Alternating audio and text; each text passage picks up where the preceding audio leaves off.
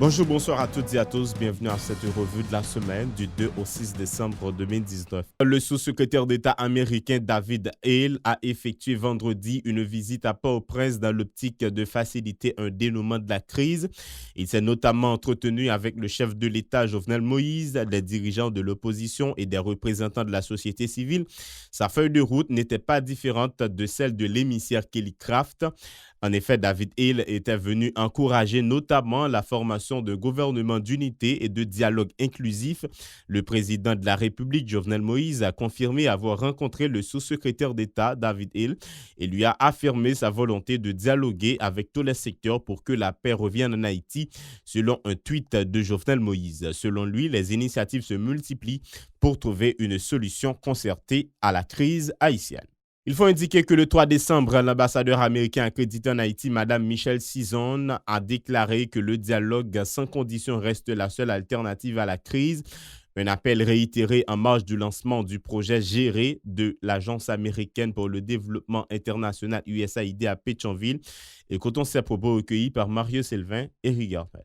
Pendant les mois de septembre, octobre et novembre, PayLock a entravé la capacité des Haïtiens à mener leurs activités quotidiennes, comme accéder à des soins de santé. Et le PayLock a contribué directement à la violence et à l'augmentation des besoins humanitaires du peuple haïtien. Alors, nous continuons d'exhorter tous les leaders politiques, les leaders économiques du secteur privé et de la société civile à œuvrer en faveur d'un dialogue inclusif, sans conditions préalables, en vue d'une solution non violente et démocratique dans les jours à venir. Alors, le gouvernement des États-Unis reste déterminé à soutenir le développement ici en Haïti, la croissance économique ici en Haïti, et de soutenir Haïti dans son cheminement vers l'autosuffisance. Des opposants au pouvoir ont manifesté vendredi dans la capitale pour continuer d'exiger le départ du président de la République.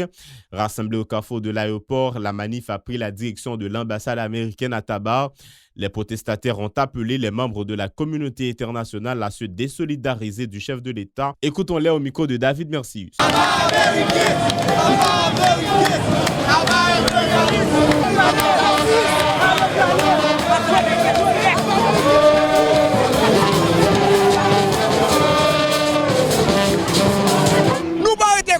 Aucun diplomate international, ambassade internationale, tout, je ne sais pas qui demander nous pour nous chita à Jovenel Moïse, pour nous rentrer dans la cohabitation à Jovenel Moïse. Nous disons clair, moun kap mouri Matissan yo, moun kap mouri La Saline, Solino, Belin, Kafoufei, Delma, et la trier à travers tous ces départements. Est-ce que nous avons des gens qui demandent une cohabitation? Nous disons non.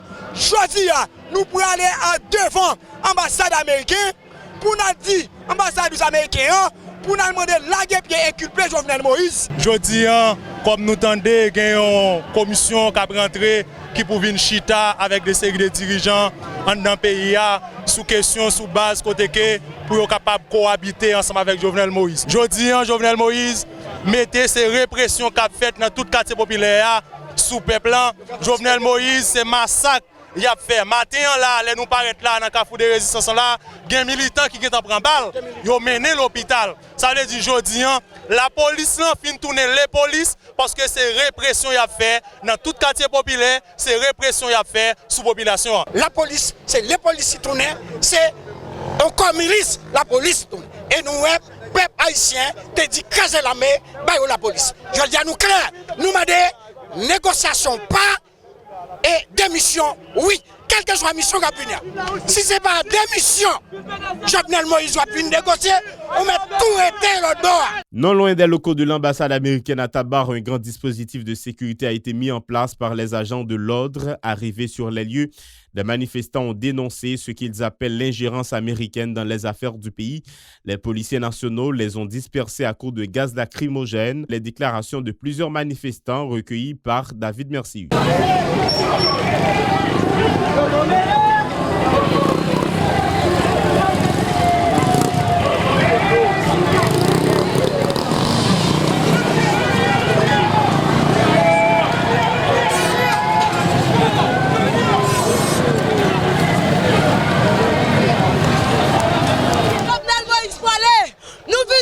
dis, nous venons devant l'ambassade américaine pour nous dire l'ambassade américaine que nous n'avons pas besoin pour nos amis. Nos amis, c'est un monde qui a fait de grandir. Nos amis, c'est un amis qui a énorme avancé vers l'avant. Mais je dis, nous avons 216 ans depuis que les Américains mettent pied sous nous. Nous avons 216 ans depuis que les Américains fait nous tourner esclaves pendant que papa de Saline est venu te goumer pour libérer nous en tant qu'esclaves. Et mais je dis, nous disons Américains, nous n'avons pas besoin d'amis. Quittez Haïtiens, régler caution avec Haïtiens pareil. Et là, nous disons Jovenel Moïse Allen, nous ne pouvons pas dire Jovenel Moïse Allen dans notre pays parce qu'elle soit haïtienne. Il faut que Jovenel Moïse démissionne pour arrêter Jovenel Moïse pour juger. Par rapport avec les États-Unis ont fait ingérence la caille nous, dans le pays nous. Nous optique ça nous venons devant l'ambassade là pour dire les États-Unis la Jovenel Moïse. Par le fait que me pas américain d'accord, tout le monde ça mourir la caille, vol, gaspillage, gagote, crime de sang à faire dans nos pays. Jovenel Moïse nous citons dans tout genre d'actions ça yo pour les États-Unis encore à supporter Jovenel Moïse. C'est une optique ça. Moi-même qui n'en groupe il y a un regroupement des organisations qui se coiffent, coalition des organisations du foyer de la résistance haïtienne, qui toujours fait résistance dans la ouïa. Je ne dis à la coalition vient de faire l'ambassade là. Pour nous dire Jovenel Moïse, ou pas de place.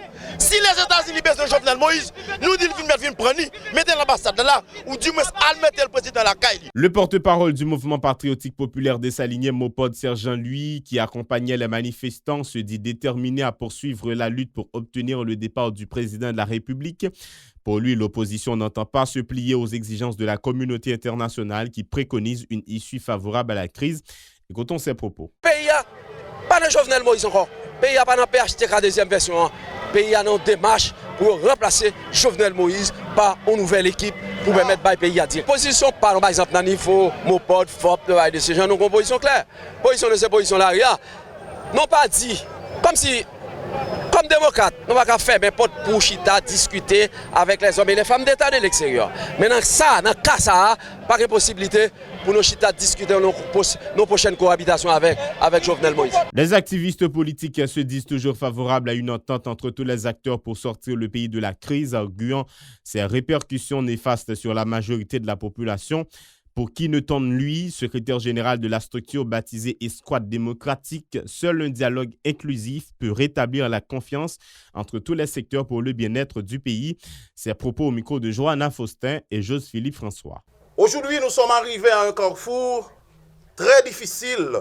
Seule l'entente, la concorde, l'unité sont indispensables pour la survie de notre nation. Haïti, que nous rêvons tous, est possible. Le même élan dépassement ça. Escouade démocratique attendait le 19 décembre 3 journées de dialogue inclusif national, le respect acquis démocratique entre tout secteur qui l'envie national.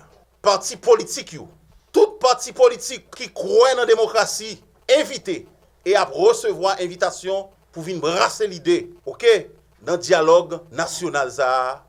Inclusif. Pour sa part, Jean-Néga Bonheur Delva, porte-parole de l'organisation, a indiqué que le pays a besoin de paix et de stabilité pour assurer son développement. Il se dit partisan de toute forme de mobilisation visant de tels objectifs.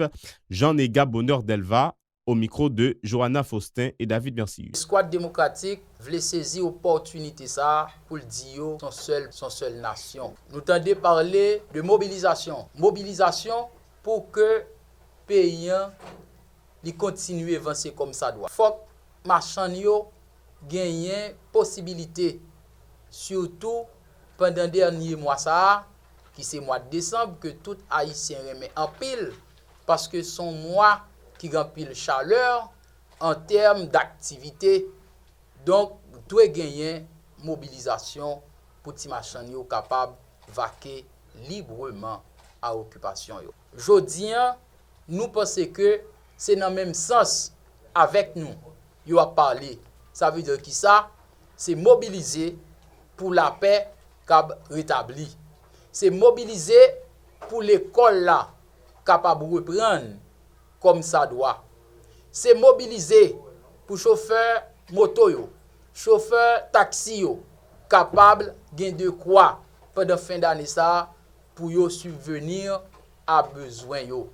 c'est mobiliser en quelque sorte pour que dialogue ça que nous-mêmes n'a prôné depuis de temps pour que l'arrivée faite effectivement.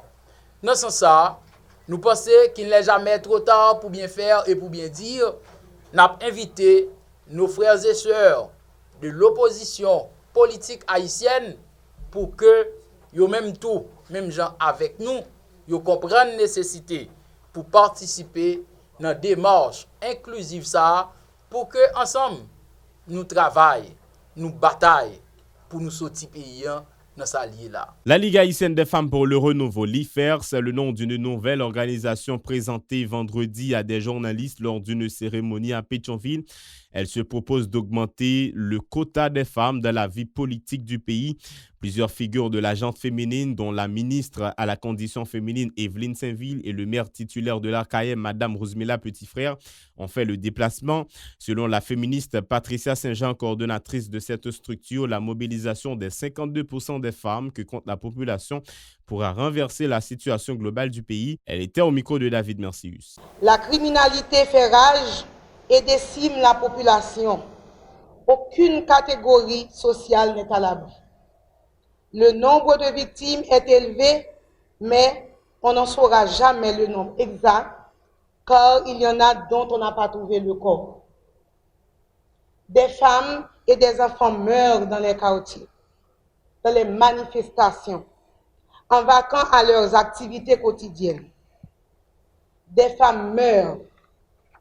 Elles se donnent la mort après avoir été violées ou humiliées, comme le cas de Cabaret. Certaines sont violées dans les prisons, car, dit-on, on n'a pas pris le soin de les séparer des hommes, comme le cas des Gonali. Des filles sont systématiquement kidnappées dans les quartiers populaires pour être exploitées par des bandits sous les yeux même de leurs parents. Côté l'État. Côté l'État.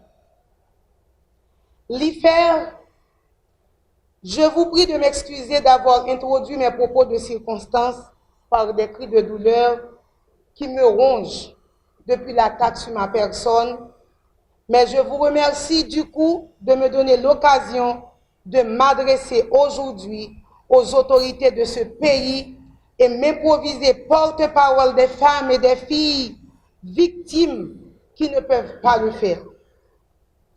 Chers amis, c'en est assez. Nous pas capables encore. Nous avons fini de mourir. C'est chaque jour que nous avons mouru dans le pays ici. C'est chaque jour que ma petite fille est victime dans le pays. Côté la police, côté l'État, côté la justice. À part nous la population, on a mes bandits sous prétexte nous voulons aller ou bien nous voulons rester. Haïti tourne Somalie. La dirigeante de l'IFER a par ailleurs rendu hommage aux femmes victimes lors du blocage du pays, particulièrement dans les massacres perpétrés à La Saline, à Delma et à Bel-Air. Écoutons ces déclarations. À l'instar des Congolaises qui avaient séquestré des dirigeants politiques dans un hôtel jusqu'à ce qu'ils trouvent un accord pour débloquer leur pays, la l'IFER ne peut pas en arriver à cette mesure extrême.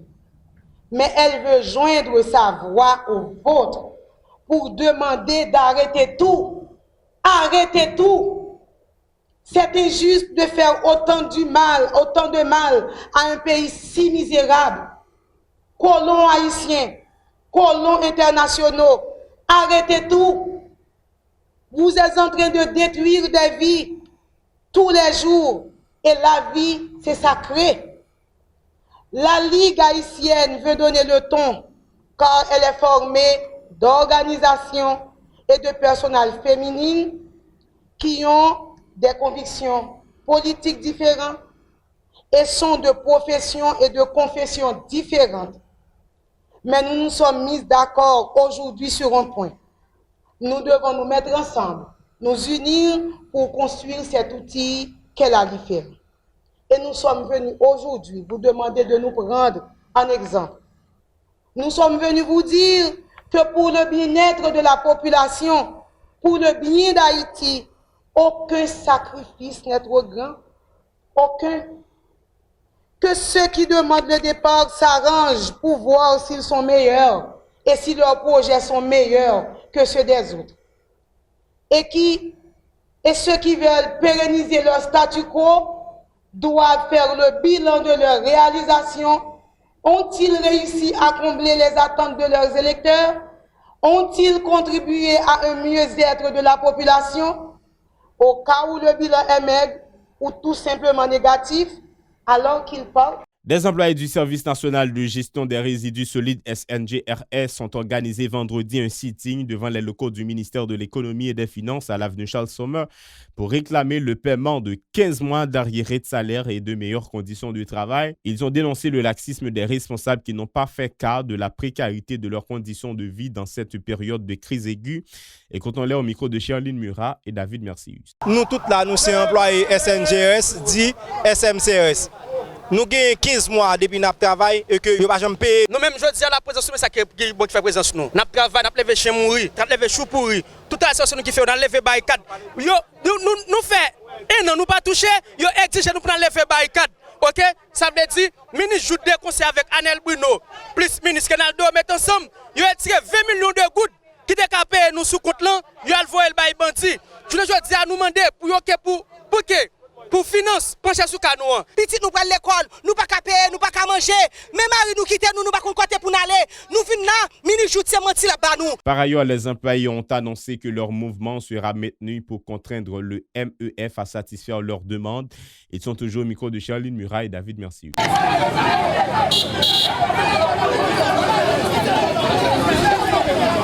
Pour finance, pencher sous canon. Tantôt SNGRS, et de la joie dit nous, c'est finance, tantôt finance dit nous comme ça, c'est et de la joie. Nous demandons pour payer nous. Tout le temps, ils pas payer nous. Fata nous lever chez nous. L'électricité va nous tourner nous. Madame qui t'aime 15 mois, ils pas payer. Pendant ce temps, les employés de la Direction générale des impôts DGI observent une trêve dans le cadre de leur débrayage pour réclamer un ajustement de salaire et de meilleures conditions de travail. Les grévistes reprochent aux autorités gouvernementales le fait de n'avoir pas respecté leurs promesses alors que leurs conditions de vie ne cessent de se dégrader. Ils sont au micro de Mario Sylvain et Riga. Bon, grève là, nous avons lancé premièrement, nous avons plusieurs gens qui là, question salaire là. Nous avons un accord, nous avons un protocole d'accord avec le ministère là, qui était depuis octobre, côté que nous demandons 300% salaire.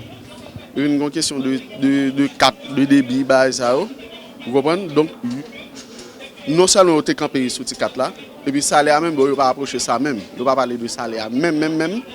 Bon, comme on a eu ces 4 là, mais question salaire là, pour comment, hein, le véritable problème est salaire là. Et il y a ces 4 là tombé, mais salaire pour comment, le gros, et ça fait nous avons concerté, et puis pour nous planifier.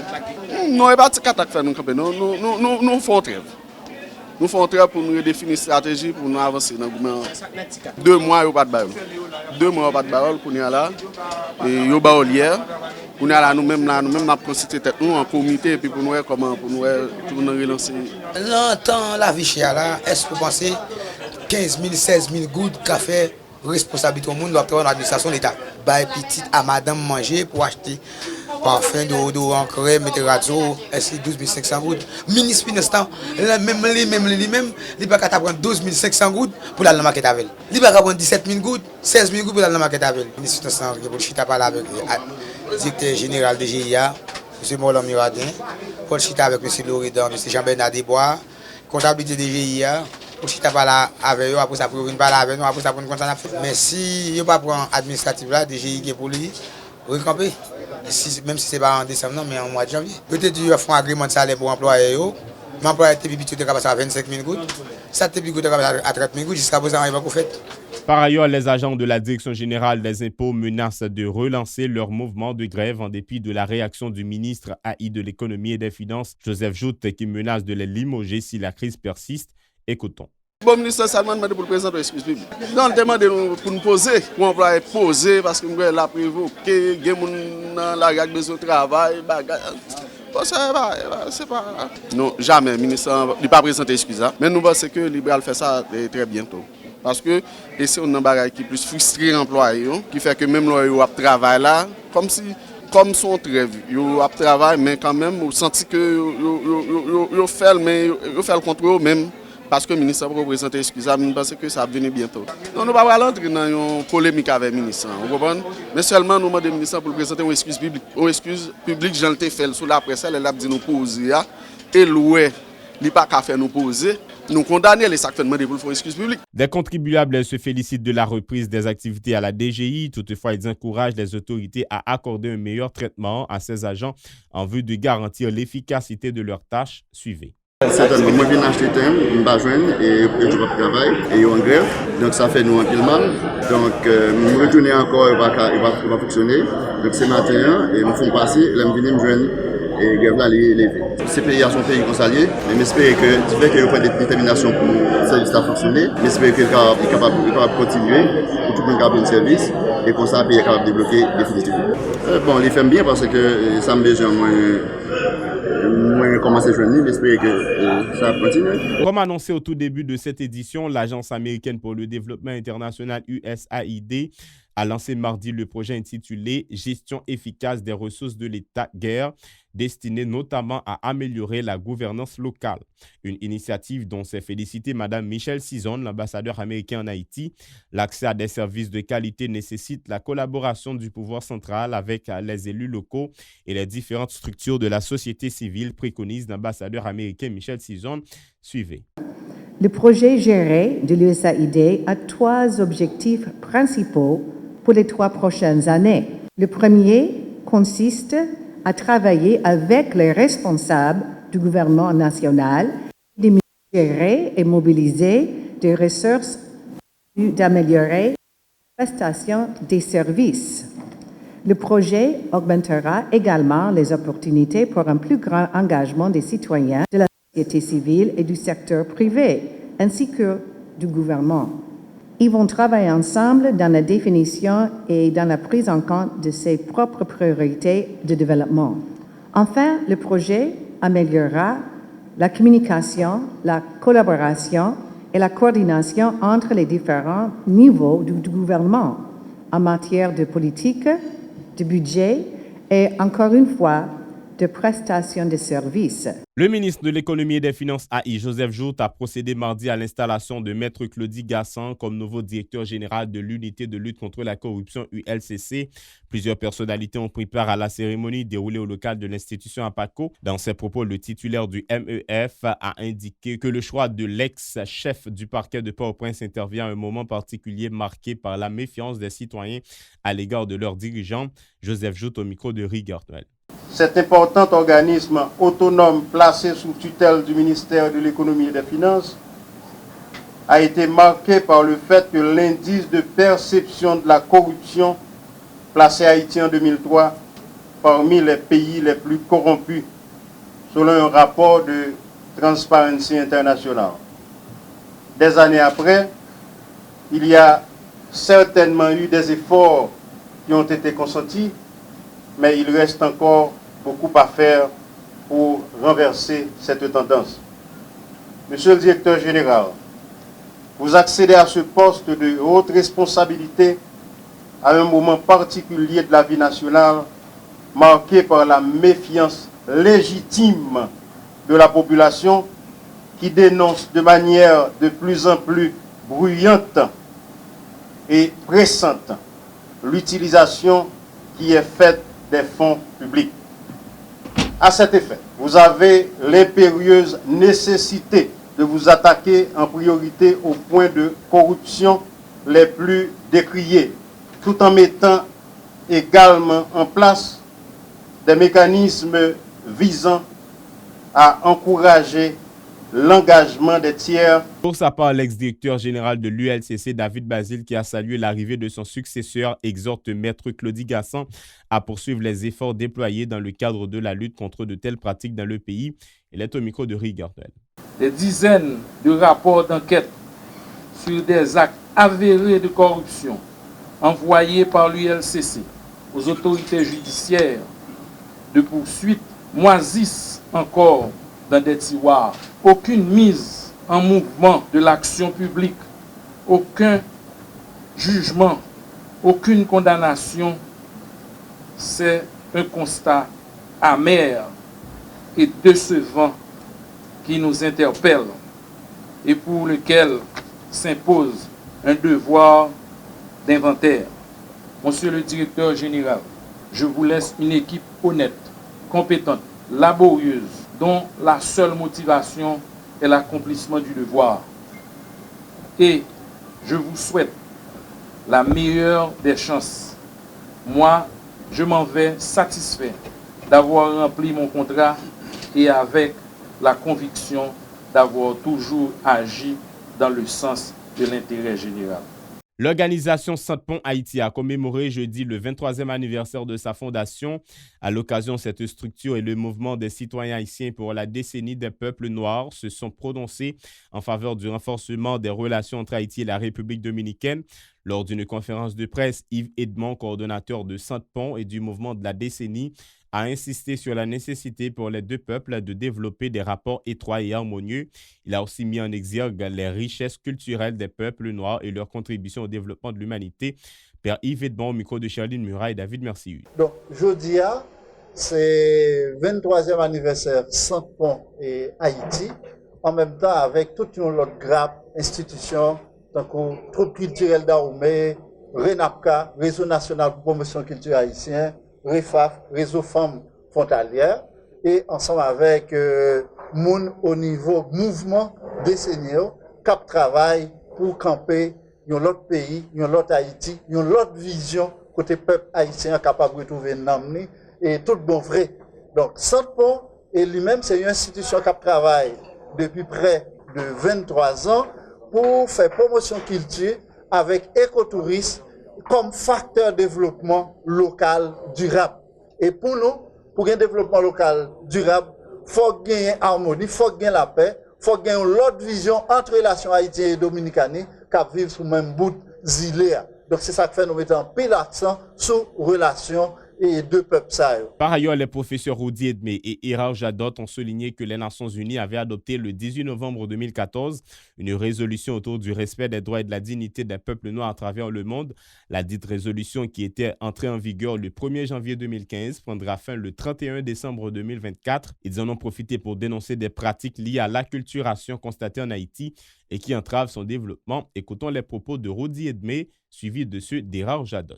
Eh bien, nous venons une situation côté nous envahis par non seulement des ONG, par des sectes, par toute qualité de groupe, qui fait que l'identité ça menacée. Cependant, comme le professeur Jadot Tabdil gagne de côté l'âme non pays en chita dans la cour dans des districtions rurales.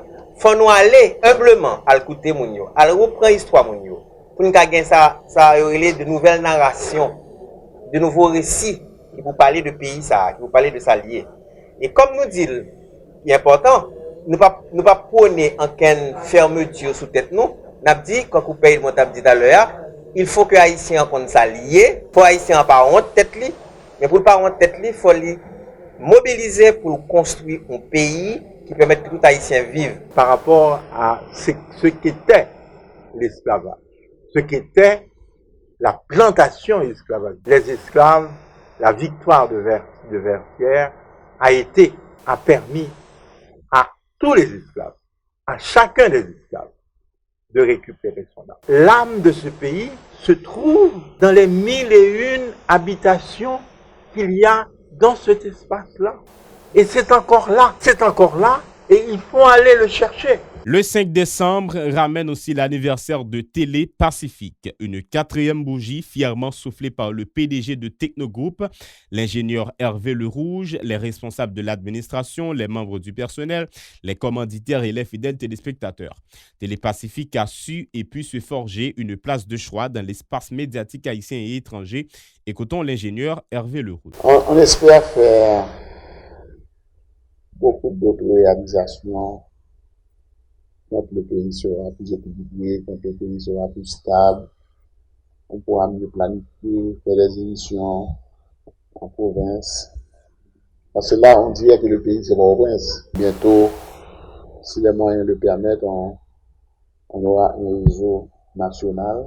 Ça, c'est mon ambition, de pouvoir faire du live dans au moins 5 5 départements du pays en même temps. Comme ça se fait ailleurs. Le vœu qu'on formule en cette fin d'année pour le pays, c'est qu'on puisse s'asseoir, qu'on puisse s'entendre, qu'on puisse avoir un peu de stabilité dans le pays.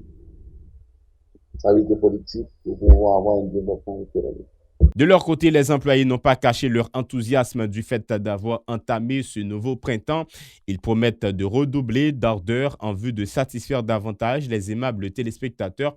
Écoutons leur déclaration. On a fêté 4e anniversaire parce que Télévision Pacifique, après 4 ans, a une place spéciale dans la communauté haïtienne de par information que nous avons, traitement information de par émission que nous offrons avec la population et de par présence non souterraine à travers plusieurs séances de live que nous faisons à travers Télévision Pacifique Chaîne 54, mais également sur les différents réseaux sociaux. Donc ça, c'est un sentiment qui peu satisfaisant dans le sens que tout ça que nous avons dans notre tête pour nous faire, donc tout ça que nous avons envie de faire pendant 4 ans, que nous pas arrivé à aboutir.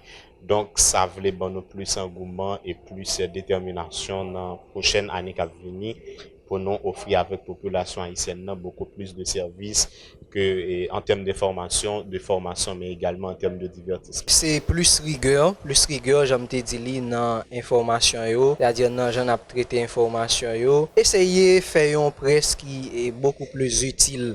Parce que je crois que ça manque nous en Haïti, je crois que c'est ça.